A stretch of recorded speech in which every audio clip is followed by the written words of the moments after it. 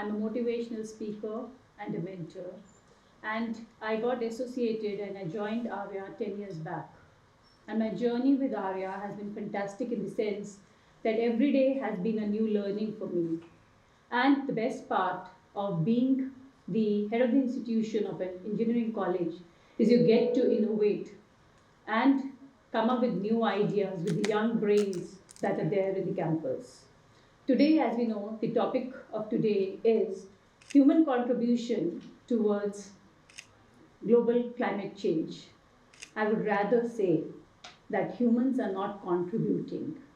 They are the cause of the adverse climate change that we are going through. As the saying goes, Mother Earth has enough in its lap for the needs of all these creatures that are there on Earth, but it does not have enough to meet the greeds of the human. And this is precisely the reason why we are facing this kind of catastrophe in the present day scenario with a lot of hurricanes, cyclones, droughts, famines, and a lot of things, adverse weather conditions taking place across the globe. What are the major causes of this global climate change? ये किस वजह से होता है? That is, we need to understand what are the causes. The first cause and the major cause is the emission that is added to the environment by the release of the carbon dioxide gas, which ultimately creates a greenhouse effect. जो भी सन की heat earth surface पे आकर रुकती है और अर्थ को warm up करती है, that heat is supposed to go back into the atmosphere, which does not happen because of the carbon dioxide. And the temperature on the earth keeps on rising, and this is primarily one of the major reasons for which the temperature on the earth is rising. The second thing that is a major cause is the deforestation. As I just said, that there is for everyone to meet the needs of the humans, but mother does not have to meet the greed. So as the population is increasing across the globe, there is a lot of deforestation going on. Why? Because we are cutting down the trees, which are considered to be the lungs of the forests, are considered to be the lungs of the earth.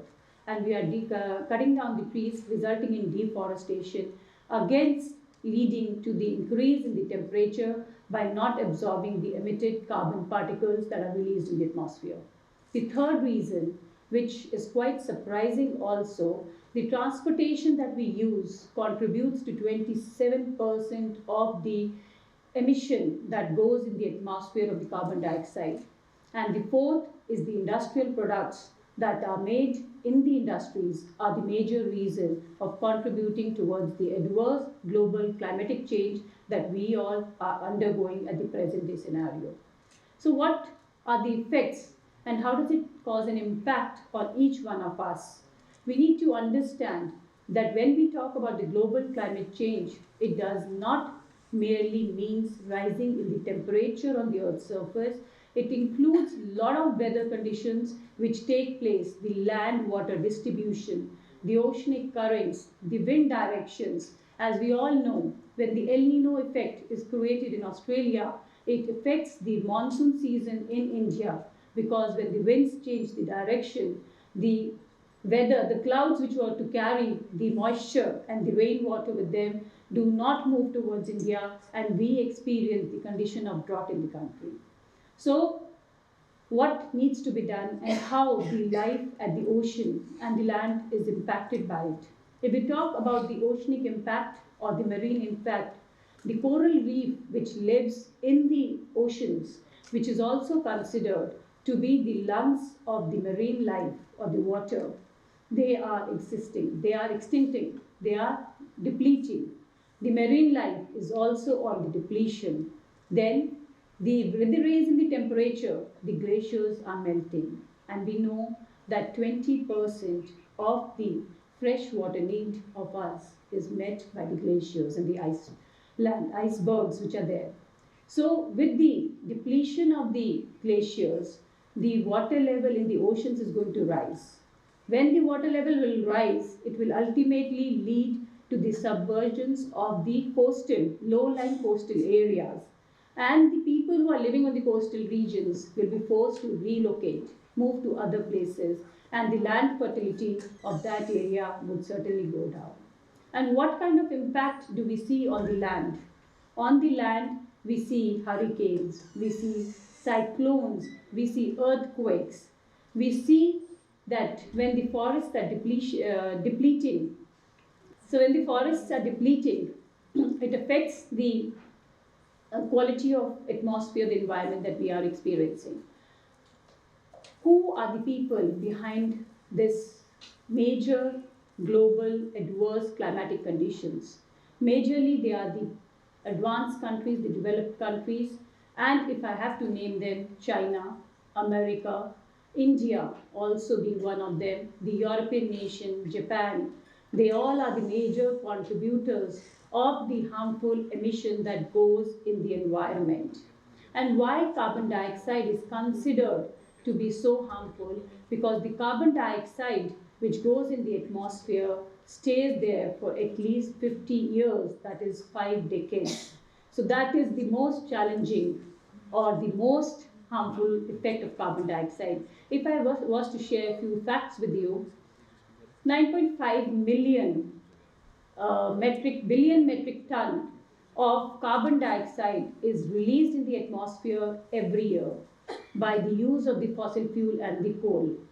And 2.5 million of the billion metric ton of carbon dioxide is again released in the atmosphere by the use of the other industrial waste and other usages that we are doing.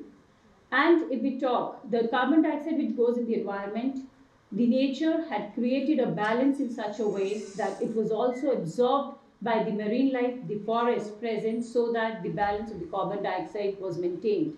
And 3.5 of it is being again absorbed by the forest and the vegetation, and 2.4 billion is being absorbed by the marine life and the oceans.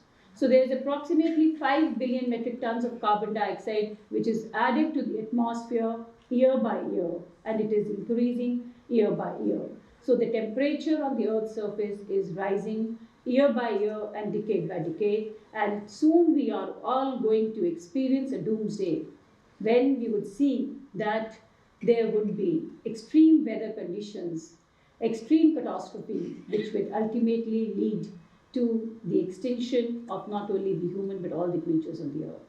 So what needs to be done? United Nations came up, they laid down a roadmap where it has laid down these 20 sustainable goals for which each country of the world needs to be worked upon. What do they cover in terms of the environment or the atmosphere or the climate? They say there are 3 parameters which each country needs to work upon. First, in the reduction of the emission.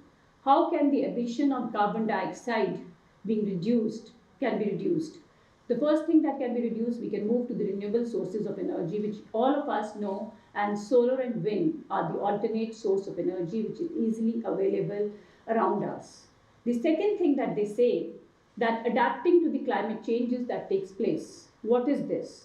This is the developed countries, the advanced countries which already have the technology to understand and predict the weather forecast and the devastations and the catastrophes about to come. They need to share these technologies with the underdeveloped and developing countries so that they can share this information with the population living out there and can save the lives of the humans as well as the livestock and also the infrastructure.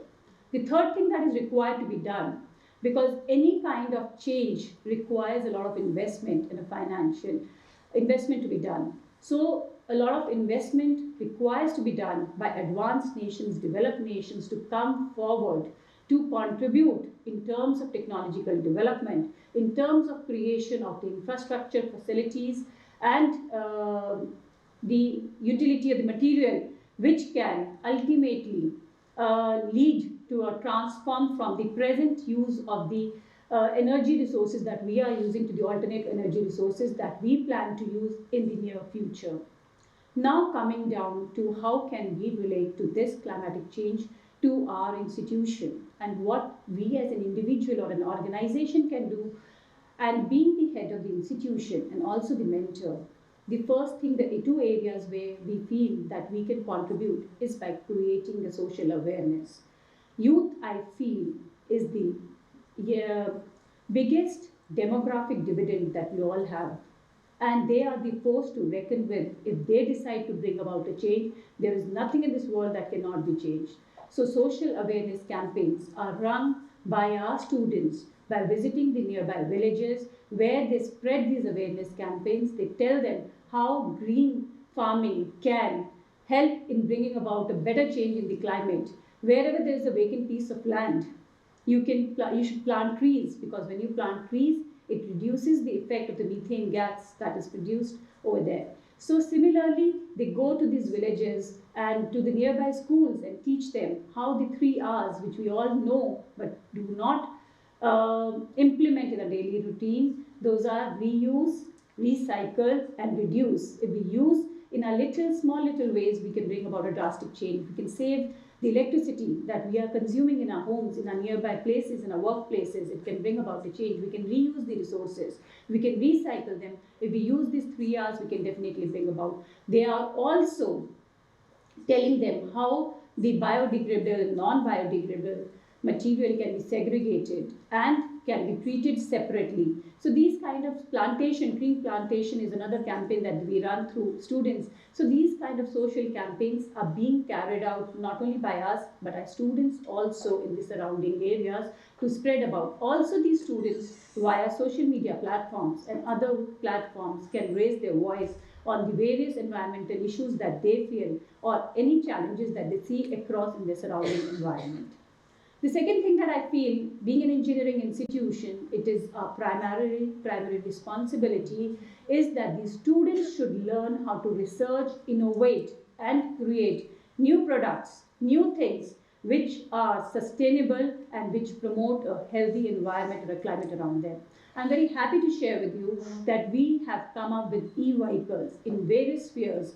We have come up with vintage car, electrical vintage car, ATV. We have come with an electric thela, wherein a thela is attached to an electric vehicle which can be carried from one place to another. We have also come up with a vehicle which has the segregation of the waste material. It's again an electric thing. So we are focusing, the solar panels have been installed. We have 700 kVA plant in our campus. We have the sewage treatment plant. These are certain things which we do in the campus, and when the students and the people around us see, they also realize the importance of conserving energy. We all have to understand one thing, that climate change or the catastrophe that we think, that it's going to be a doomsday, someday something is going to happen and this earth or the mother earth will be devoid of all its creatures, but it is not a future tense, it is a present tense. We should, as individuals, should pledge not only to bring about the change, but also to carry out and implement the things required to be done at the individual level to bring about the change in a positive manner towards the climate. Thank you.